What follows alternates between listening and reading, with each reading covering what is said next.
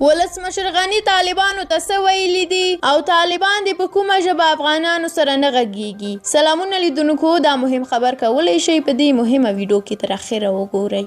له ارګ څخه د خپرې شوې اعلامیې له مخې ولسمشر غني ټینګار کړی چې طالبان باید افغانیت ومني او د افغانانو خبرو ته غوږ کیږدي. تېره شپه د اکتوبر پر 6 او د تلې په 15 له ارګ څخه په خپره شوې اعلامیې کې ویل شوي دي چې ولسمشر غني یو وار بیا پر طالبانو غږ وکړ چې افغانان او افغانیت دې ومني، افغانانو ته دې غوږ کیږدي او د ټوپک په ژبه دې نه ورسره غږیږي. ښاغلي غني په قطر کې روانو بین الافغاني مذاکراتو ته په اشارې ویلي دي چې سوله راتلونکې ده. نوموړي زیاته کړې چې د افغانستان اسلامي جمهوریت مذاکره کوونکي پلاوي په ډېر قوت، زغم او پراخ نظر دغه مذاکرات پر مخ بیایي. په خپره شوې اعلامیې کې د ښاغلي غني له قوله ویل شوي چې د افغان حکومت د مذاکره کوونکي پلاوي هر غړی فرد نه بلکې د افغانستان اسلامي جمهوریت استازی دی او زه باور لرم چې د سولې دغه پیل شوی بهیر او مزل به په قوت سره خپل مطلوب منزل ته رسوي.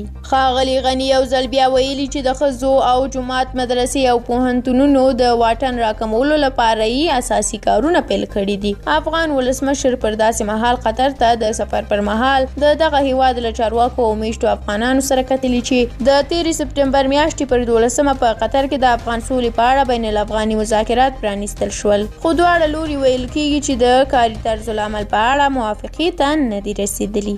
له تاسو ډیره زیاته مننه چې ویډیو م تر اخره ولیدله. که د ولسمشر غني په اړه کوم نظر لرئ، زموږ کمنټ ستاسو په خدمت کې دی او زموږ یوټیوب چینل در سره سبسکرایب کړئ. د ویډیو لایک هم درنه د یاده ونه وځي. تر بیا د خدای په امان.